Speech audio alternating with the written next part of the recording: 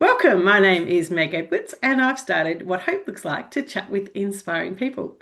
I'm curious about what makes them tick. We all benefit from sharing good, filling each other's cups, and I hope that today we can put something in your cup. We are joined today by my good friend Sarah O'Donnell.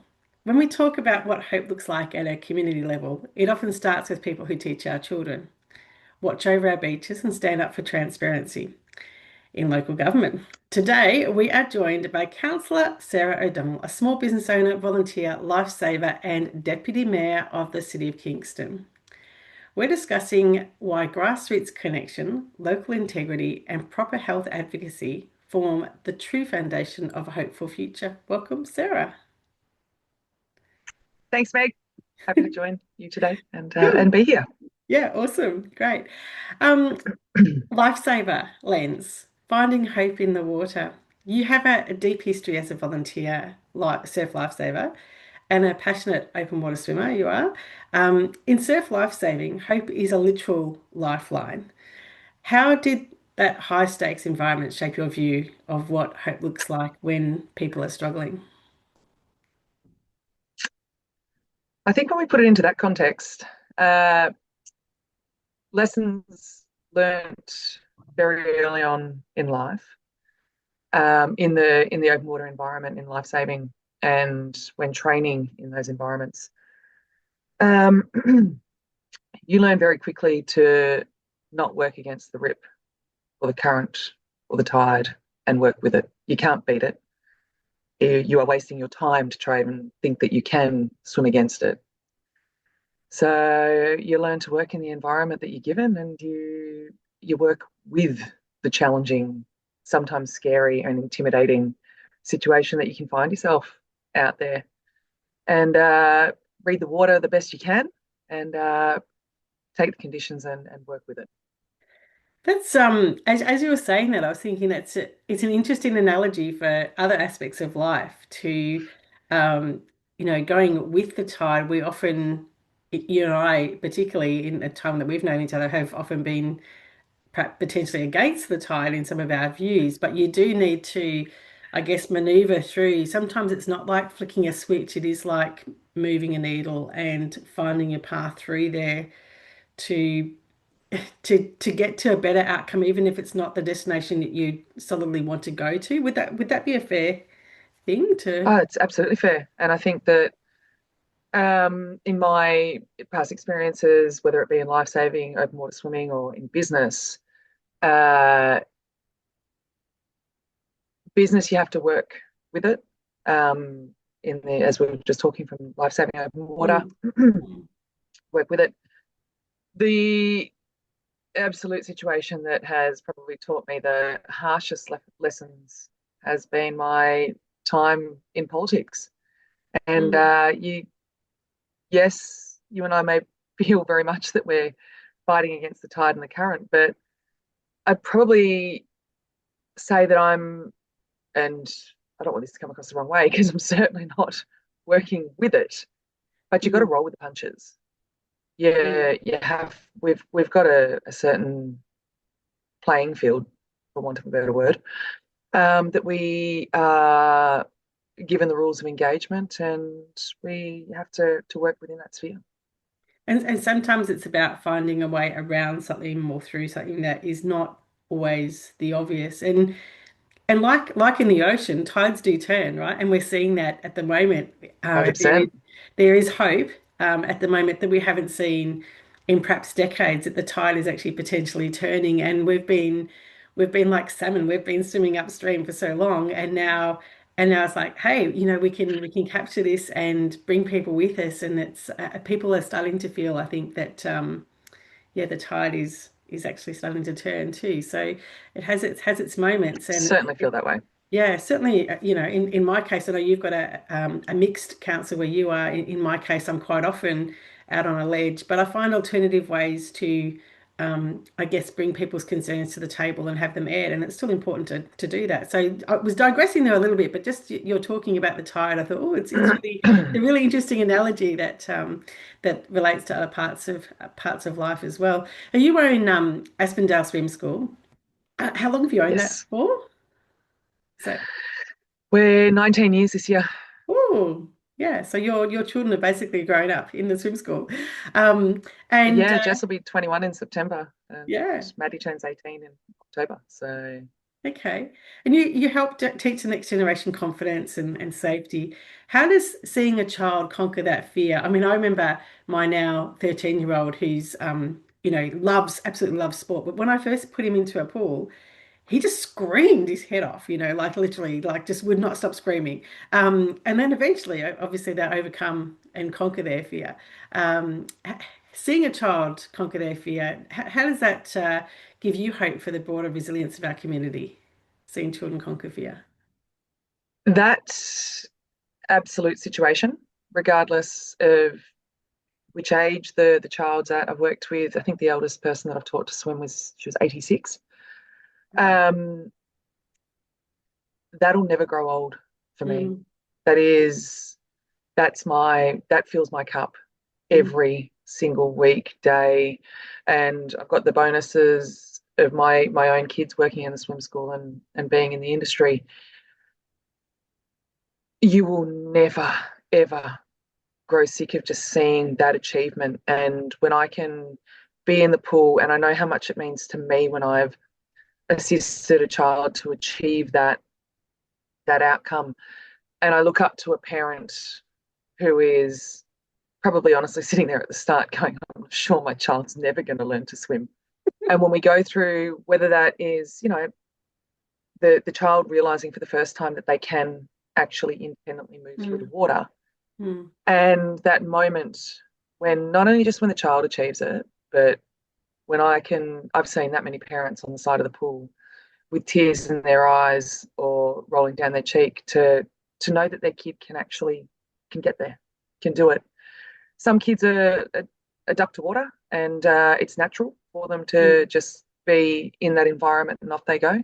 mm, But my own eldest daughter, who is a swimming instructor now, but has had a very successful swimming career in her own right. When I got into the pool with her when she was a baby and all she did was scream, I'm like, I'm not supposed to have one of these. And it wasn't until we persevered, I didn't push hard. Um, mm, and 2.5, she started to turn the corner and start to enjoy the water. mm. And she's very similar to me with, the water's our happy place wherever we end up in it. And we swim, we're trained to swim with the rip, swim with the tide, swim with the current. But Mm. yeah, she wasn't that little girl, that little kid when I went into those first early learn to swim classes, and I was like, I'm not supposed to have one of these. You've And got one. I worked with her. I got one. Great for And empathy, I guess. Yeah. And well, yeah, it's interesting that that wasn't on my list of instructions that I received when I became a mum.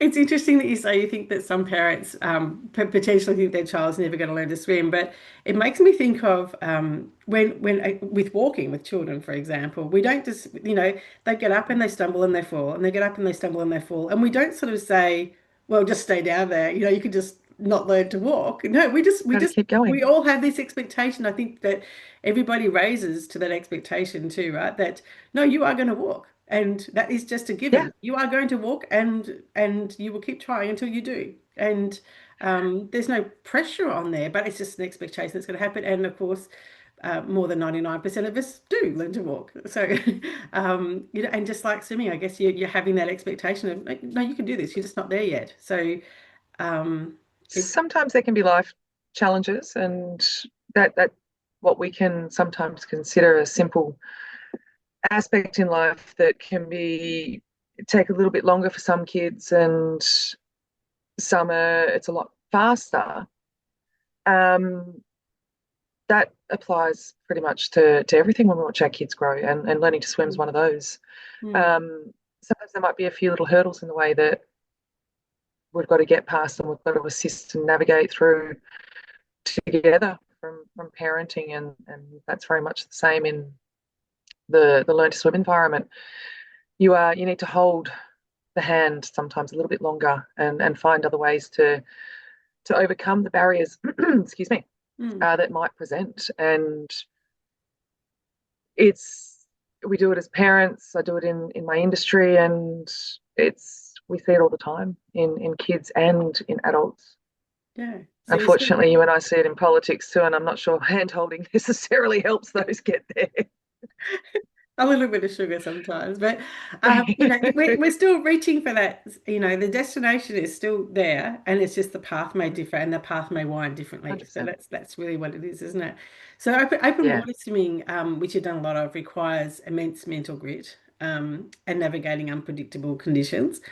You might like to tell me a bit about that. But how do you draw on that mental discipline to find hope when local government politics, particularly in your case at Kingston, obviously there's no surprises, it's out in the open, that has been a tumultuous term for you so far. And I've been in that space on a previous term of council, so I know what that's like. It gets chaotic and unpredictable. How do you retain hope in that sense? Open water swimming, no matter the challenging conditions that I have found myself in, is a walk in the park compared to what I've been navigating over the past 2 years. Mm, I've never, ever found myself in the situation that I'm in right now. Um, I wouldn't change it mm, for, I would have, if I had my choice, which none of us have when we're elected. Um, it's new to me as well. So I've never been in this space beforehand. So I don't know any different. mm, This is all that I do know in my first elected position to government. Um, it is when I'm open water swimming, and I'm getting back into it. Well, we've got to wait for the water to warm up a little bit before I get more comfortable out there these days. Um, which you can't test the water temperature in local government and change it whatsoever. I've faced my challenges physically, mm, probably the hardest things that I've had to overcome because mentally, when I'm out in the open water, it's my happy place. mm, It's therapeutic, and the conditions don't concern me. It's when my body isn't, and my body's failed me. I've had obviously, two shoulder reconstructions. mm, They're the challenges that I've faced. mm, It never in my life have I ever been out in the open water and the conditions been the challenge for me. mm, It's been when my body's failed me, and obviously I've had to have surgery to fix it. Local government, the conditions it in this council on the City of Kingston and currently 10, we will have another councillor from next week.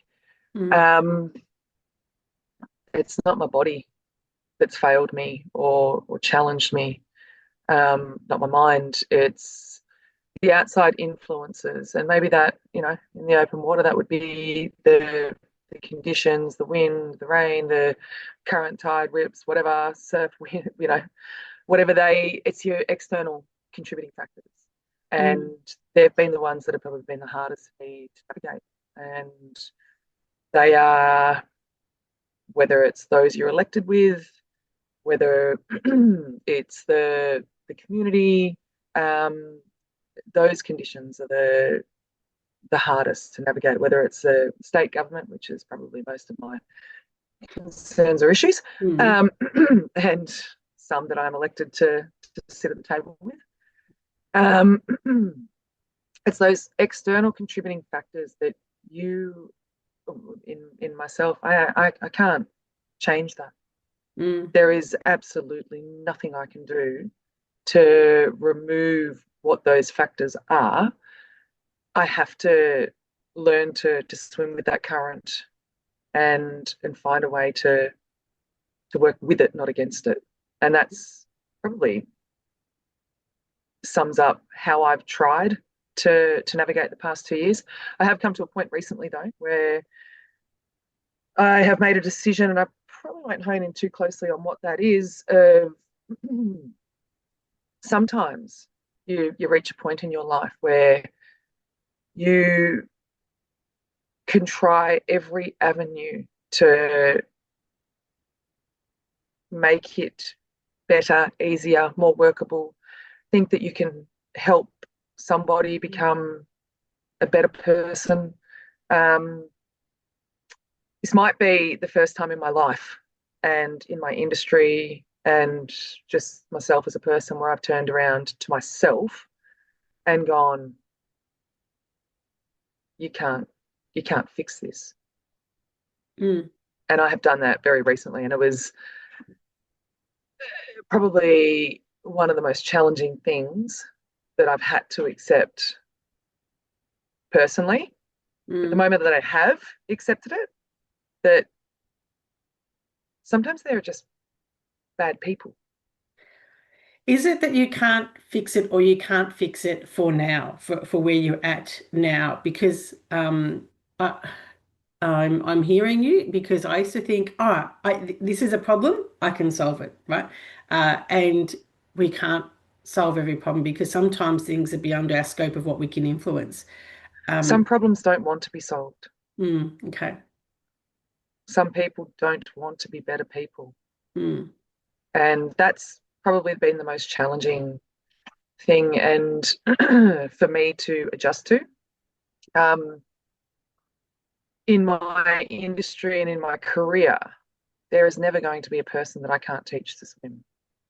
mm. That it's not Because even they an want option. to. They've come to you because they want to. Is that the difference? And sometimes it's not their choice, it's the parent's choice. As I said, 86-year-old woman Yeah. that's gone this far in her life and Mm, it's a hurdle that she wants to overcome.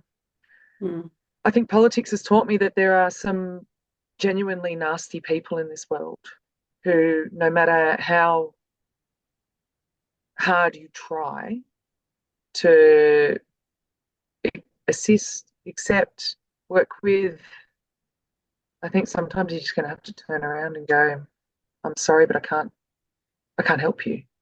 you're reminding And me of a that song we used to sing as very small children. So high, can't get over it. So low, can't get under it. So it's just going about to go finding. around it. You got to go around it. That's right. You got to go around it. You ran a very strong independent platform when you ran for council and focusing on transparency, auditing waste, and freezing rates. When communities are facing severe cost of living pressures at the moment, how does fighting for fiscal discipline offer practical hope to a family struggling to pay their bills? But I'm just going to add on to that. Obviously, not everybody around the table would have shared those views with you, obviously. So while you've campaigned on that and you've been elected on that basis, you are one of, did you say 10 councillors at Kingston There's or 11 of us, but we're 11? 10 at the Okay. moment. So, like I completely understand firsthand that while you've been elected on that set of values, they may not necessarily be the collective shared group of values for the table. And some people would look at that and say, well, have you been able to deliver? Well, you are one of, democratic process, you are one of 11, unless that view is shared by the majority then that's not going to come to fruition. But yeah, just in terms of how you see that fiscal responsibility, I guess, in terms of council and it hitting the ground on everyday families in your area. So I think this is for myself and elected to the City of Kingston. Um, I've been very fortunate to be elected with other small business owners, Mm, and we've got an accountant in there as well. Um, Always helpful. yes. Um, our and in saying that, we've also got a couple of other councillors there who clearly run a budget like the current Labor state government do, where It's magic this pudding. money's just, Yeah. yeah, it's, they've apparently got a tree in the back garden that you and I both don't know. So, yes, this council has been, I've been fortunate to come in with some very like-minded or those that understand and have similar Mm. understandings and goals that they want to achieve. Did I come in with rose-colored glasses? Absolutely. Did I think I was going to be able to cut the spending, turn around to be able to reduce rates and, all of the above when I first threw my hat into the ring on this. For sure. That's definitely not the case.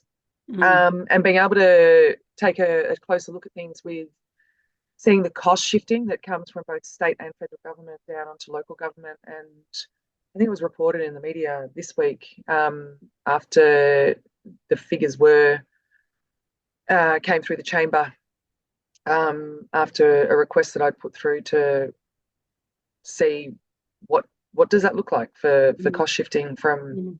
state and federal. I literally was gobsmacked when I saw what local government is trying to deal with from a financial perspective, um, and what's legislated for us to adhere to with absolutely no assistance. And I feel like that local government's just it's the little brother or sister, it's the punching bag, it's the she'll be right. We'll just throw it over here and they'll find a way. I feel like we're the only ones that in politics that actually have fiscal responsibility. Mm. And we will fight and find a way, like any small business owner does. And every small business owner completely can agree with me right now that this is the world that we live in.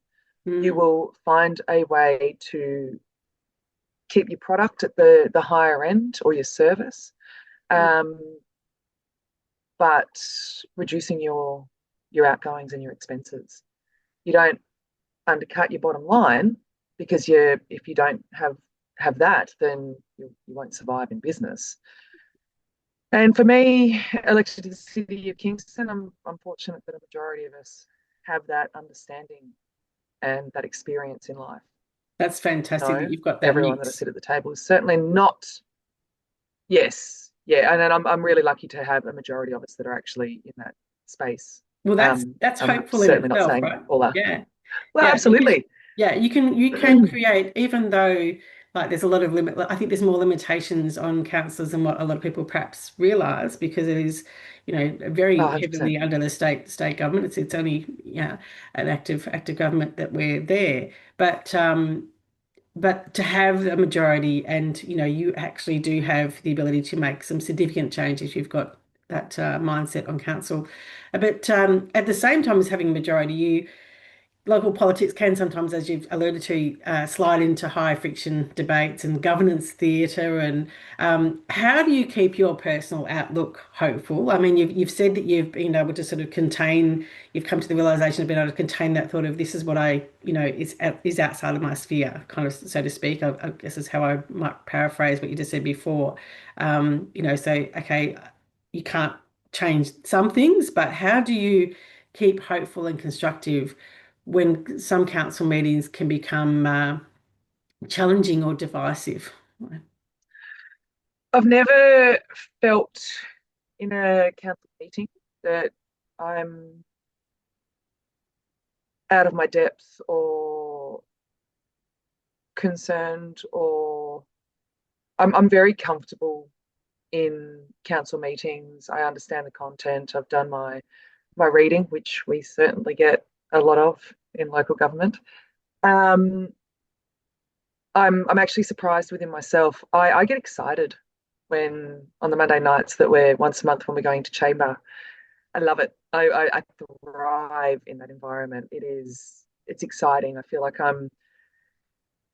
it's a playing field for me, and I love the challenges that we don't know what we're going to face. We've got the script in front of us, but you know full well that it doesn't go according to plan or stay on script. They are not the challenges that I feel that I've faced on local government. As I said, I actually enjoy it being in that environment. I really love it. I love the thinking, and um, I've got to see it from someone else's perspective, and I've got to work through it in my own head to understand that. Mm. That's not the challenges that have ever concerned me at all in the past nearly 2 years. The challenges that have concerned me and made me question whether it's worth it, Mm, whether I keep going, um, have been the ones where Bob's being appointed to the City of Kingston mm, for whatever the terms of reference are. mm, And I have to be very careful in this space. What took place to get them there, in my opinion, and the workings and dealings with them, and then the watchful eye of the public and the criticism and the everything that comes with that. They are the things that have challenged me. I've mm, only ever put myself out on a limb to do what I would hope is good for the mm, community. mm, Um, and that's exactly why I'm here and elected to council. But when I'm getting criticised in the public sphere for something I have never done, I'm never and would never be held responsible for any possible accusations that have been made. And I'm waiting for a monitor's report to be written and produced right now, which who knows? Either I'm in it or I'm not. Um, that type of attack, because that's what it is. It's an absolute attack. It's a political hit. mm. Um, and I will stand by that. So if anyone's watching this and want to take it further, write me up.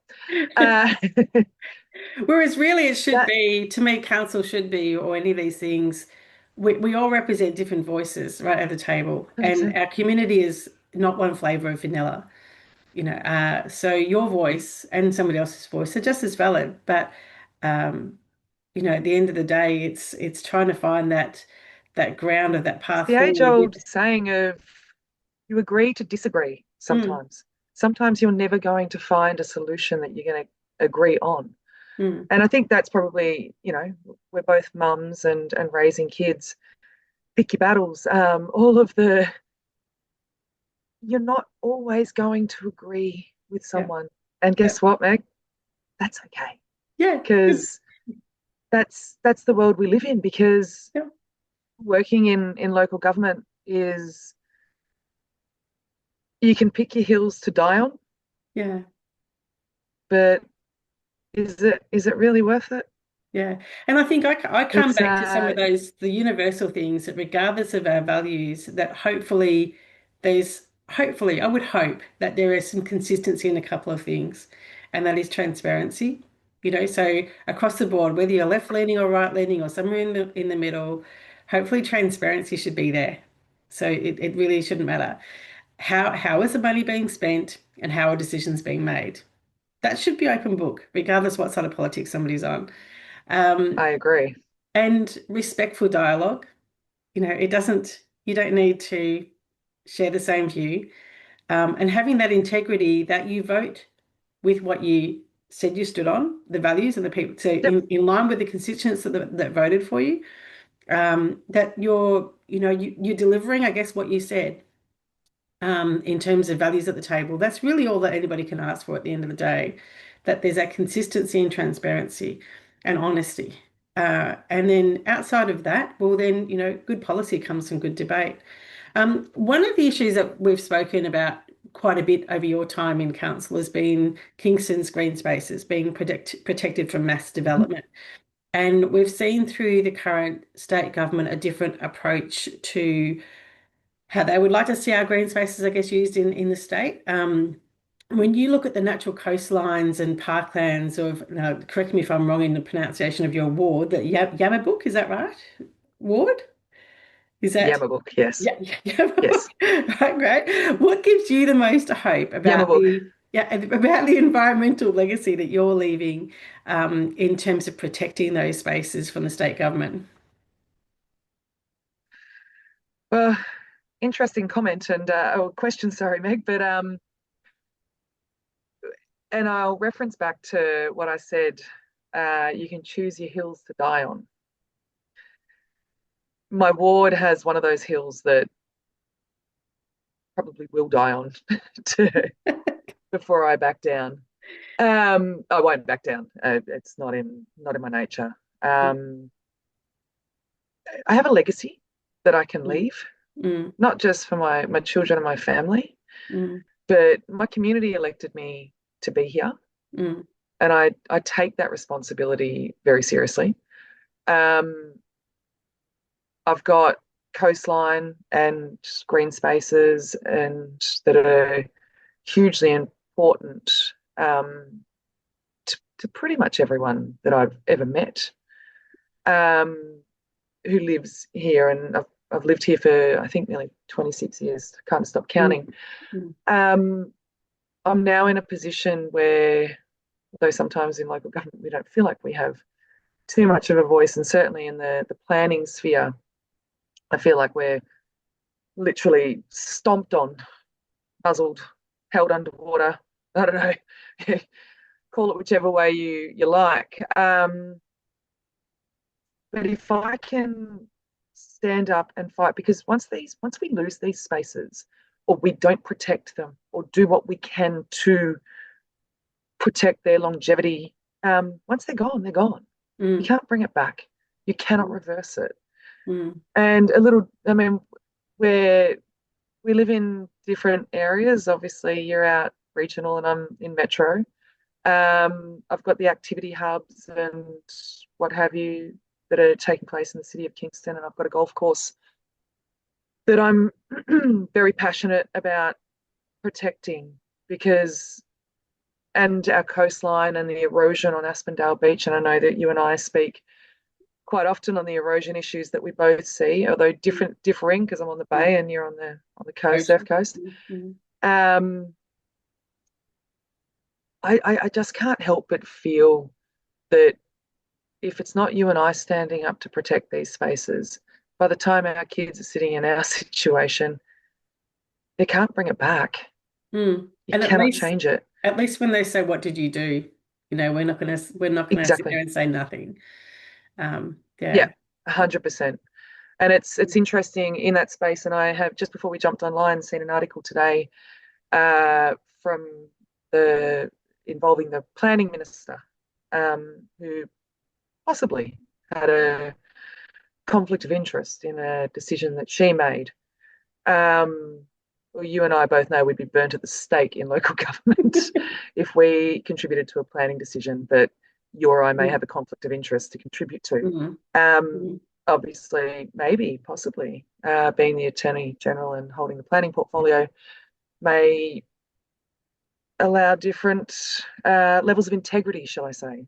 We'll wait to see. As I said, we'll watch that play out. Um, I'm not sure she sits with the same vision that you and I have, Meg, well, on the that's decisions we make and the legacy we leave. At least, yeah, you and I can turn around tomorrow and in 10, 20 years' time and go, well, I'm proud of what I stood up for. yeah. And on the flip side, I will grant that somebody with differing views may be just as strongly held. So their legacy may be a different one to ours, and that's still that is the battle of ideas which forms politics. Mm. Um, Good I policy think that's form. the beauty of this country that, Hopefully, we can we're, retain we're that. both very proud, passionate Australians. Um, you can travel all over the world and you can see the impact that we have as people have had. Um, we're so unique here in this country and state of Victoria. And as you know, we're how many 100 kilometres away from each other at the moment. Um, we get we got one shot at it, Mm, and we've got to protect what we've got mm, because I don't want to be part of the demolition or turn around and to one day have to say to my grandchildren, you know, sorry, we broke it and you can't fix it. Um, I mean, you and I have both heard tread lightly mm, used. mm, I think that can be used in many factors of life and our contributions. And being mindful is a huge responsibility. Sarah, empowering community and small business. As a small business owner yourself, you understand the heavy grind of running a local venture. Where do you see local business owners finding the hope and motivation to keep pushing forward in such a tough economic climate at the moment? Oh, big question, tough one too. Um, Yeah. that is incredibly challenging. Um, Trying to keep small business owners motivated. Um,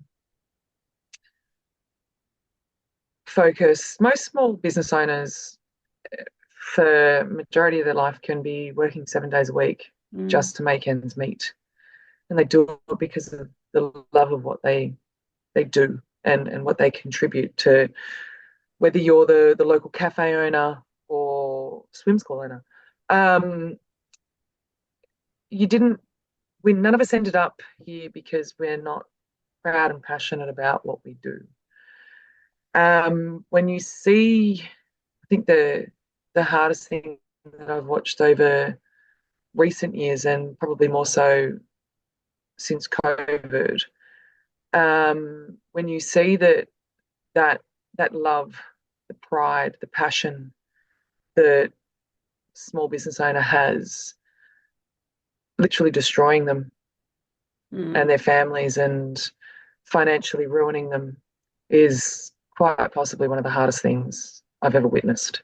And that is, I will say, is the reason why I am where I am today, because I only got politically motivated whilst I watched my industry get destroyed Mm. during COVID. It's To almost like we stand live up in an and, abusive state, if I could use those strong words. if this was a Um, relationship, you would have left it a long time ago. you would hope so. Yes. Yes, yes. What's that And saying we about us, Meg?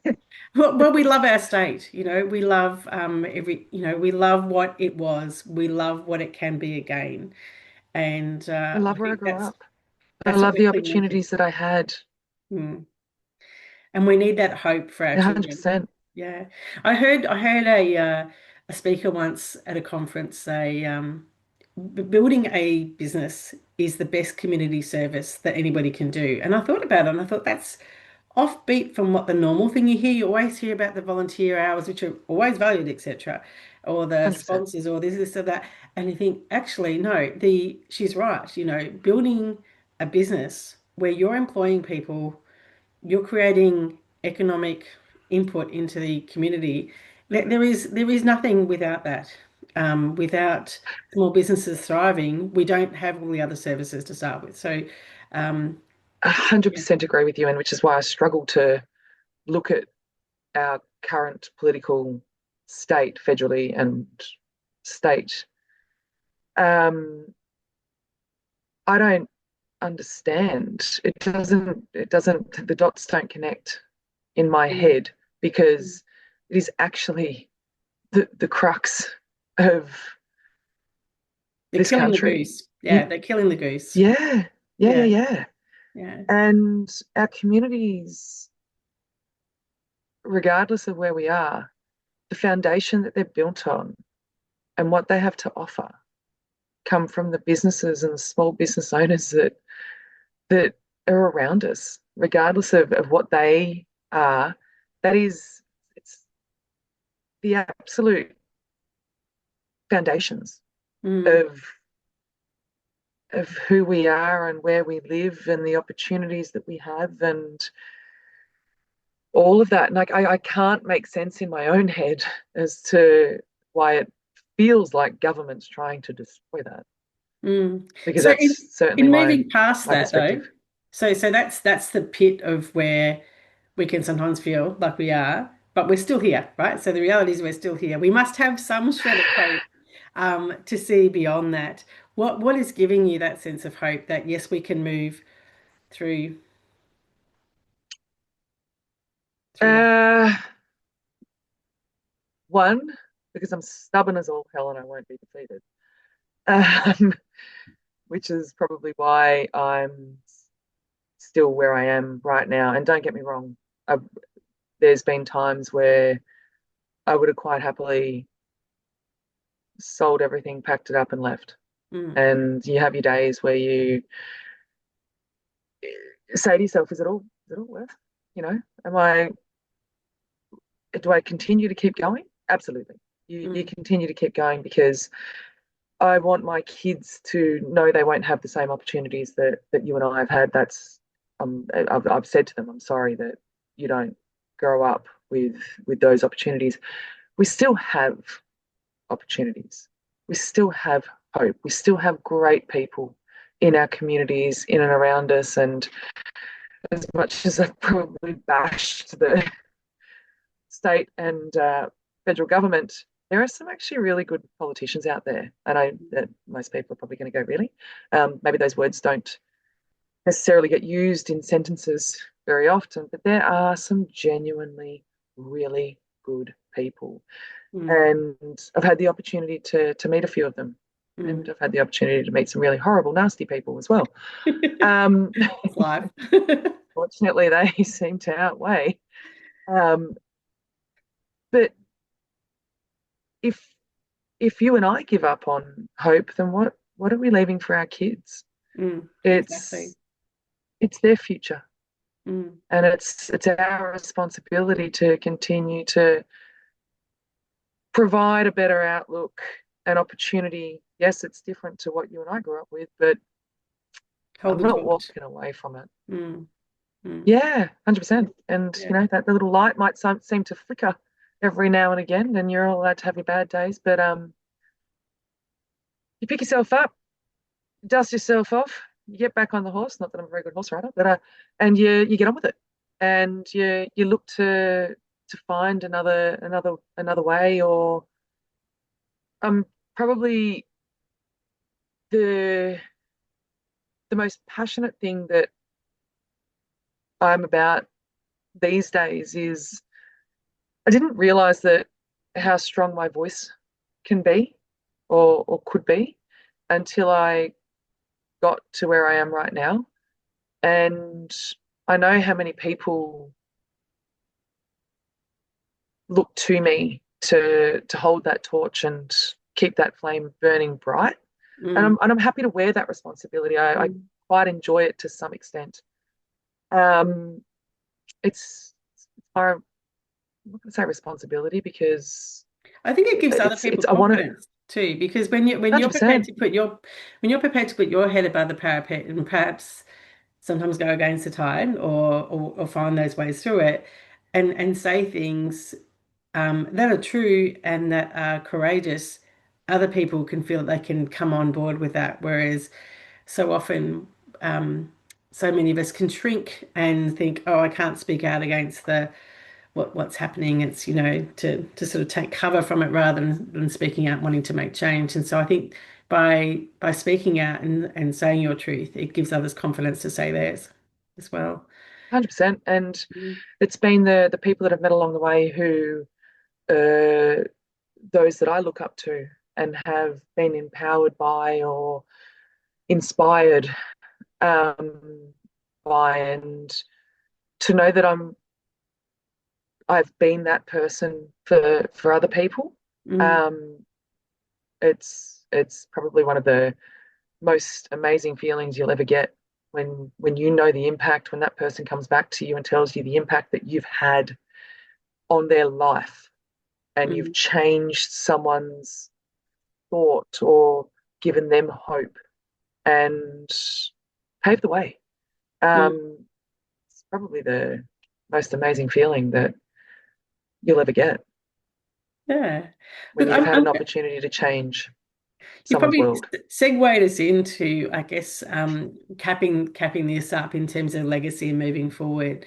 What is or is there a single biggest lesson or lessons of your time in public office so far that's taught you about human nature and our collective capacity for hope? um, Big question. Uh, I have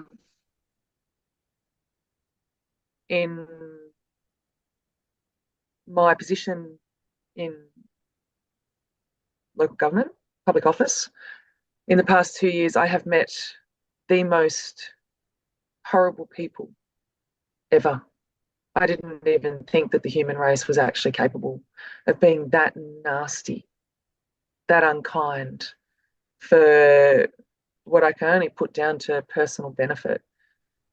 I've also met the most Mm, amazing and inspiring people. I've seen the I'm actually still in shock to some of the behavior and the people that I've met mm. in the past 2 years. Um, It doesn't shock me anymore, Disappointed, actually, to be disgusted. honest. It's actually Um, it's uh, it's got to the point for me where I kind of go, I was at a function about a month ago, and there were some people outside the function who were wishing us dead. And I yeah, turned to a friend who I knew beside me. I said, "Let's sing." Let's literally sing a song. I know, like I'm just not gonna. I just kind of grey rocked it, and just going like, really, I felt sorry for them because they're so angry and they're so hurt, and they're like just like okay, they have a different view. They're entitled to their different view, but I didn't feel threatened by them anymore, which I might have done years ago. It was literally just, I feel sorry for you. You're so full of hate, and the world is a better place than that. Yeah. yeah. I thought I had a thick skin before I started in this. It's kind of unreal that I look now and I can have a conversation and tell people what my day has entailed. And I'm talking that women that it hasn't we've obviously all received some very nasty, nasty stuff in our position, but I have I'm elected with people that have received death threats, rape threats. Um, I know of someone's own cat that was killed and delivered to her doorstep. Mm, Um, you you literally have no idea of the world that you're walking into when all you did is put your hand up to represent your community because you wanted to make a change for all the positives. mm, And when I go back to saying I have met and come across the most horrific people that I didn't even know existed before I got here, seeing the absolute hatred that people can have, and I hate to think where that. I don't want to think too hard about where that's come from because that's terrifying and frightening. Um, but to the people who that you meet along the way, and I was down in well, I won't narrow it down too closely, but I was out some speaking directly to one person who doesn't wish to be identified and named, so I'll be very careful about um, the conversations, but they're living rough and to get an understanding of where he has come from to where he and why he is where he is now. Yes, I've talked about the horrible, horrible people that I've met along this journey and whatever got them to the place that they're at today. This particular person has clearly been through a really tough and challenging life and was very defensive when I got there, just to have a chat. And he thought that I was coming to either arrest him, move him on, whatever. And we ended up speaking for over an hour and just to get an understanding of where he's at, where he's come from. Sadly, not sure where he's going to go, but it's a really good person in there who's mm, facing some really challenging situations in life and has come from a home of love and care and just ended up where he is today. And I don't know where his future's going, but to be able to have that conversation and, you know, I couldn't give him any answers or solutions. And direction, I just hope that maybe the conversation that we had together might be able to point him in a different direction, help him make better choices in life moving forward. And I suppose that I'd like to see that across everywhere, regardless of where you're at in life, and it might not be the best outcome or on the path that you want to be on. We can all make decisions that change where we're at or where we can assist and guide other people. And as I said before, yes, I've met some of the most horrific people in my life in the past 2 years. Mm. They too can still make decisions that can change who they are and where they're at. And I'm not sure if they're capable of it. But Jacinta Allen just did resign, so maybe it's possible. But yeah, it's going to be that's part of the hope that I have got is we all get to make decisions in life. Mm. We can contribute positively, negatively. I'm pretty sure you can agree with me that there's some things that I wish I could do over in life. I don't have too many regrets, but and the decisions that I've made 20 years ago to the decisions that I made right now, you do There's things differently. I still there's look at no my business rewind plan button. when I wrote it. There's no rewind button. It is what And we it's do. not a I dress literally rehearsal. love bringing up my business plan actually, Oh, and I have a laugh. I have a giggle. I'm like, is it on how par with it? delusional were you? Does it match up fairly closely, or is it completely out of whack, or It comes from a naive place, what it is to be in business, and then it comes in a place that what I saw the world as at 19 years ago. Different sphere now. but Business opportunities were completely different, but it's but I think it's really important. There's an element of I remember being, 20 years younger and somebody saying to me, take off your rose-colored glasses. Well, okay, we do as we age have the element of realism come in there, but I hope to always have a pair of rose-colored glasses to put on because that is the sometimes you need them. altitude. Yeah, sometimes we need them to see the hope and say this is actually we don't want to lose sight of what it is that we hoped for in the first place, Yeah. and to not get bogged down in that mire of things. And so to keep that aspect of no, look, this is still where we want to head towards, even if we never get there. Like if you're shooting for the horizon, you've still got to just keep walking, right? You're not going to get there, but you're shooting for that direction. But at the end of your term on Kingston, what would you like your legacy to be there? Coming from the publicly known space that we have been heavily publicised as Mm. to where this council is currently at. Um, I look at a lot of things from a obviously spent a fair bit of time in my life in a competitive sporting world. Mm. I see everything as a team and what that team might be like as a small business owner. Sometimes you can feel like you're the only person on your team, but you're not. There's so many contributing factors. I'm one of what will be 11 councillors. I'm on Mm. a team. No one gets to pick and choose who they're selected in their team with, the same way Mm. that we don't get to pick and choose who we're elected with. Um, Getting that team to function to its best of its ability is something that I think is true leadership.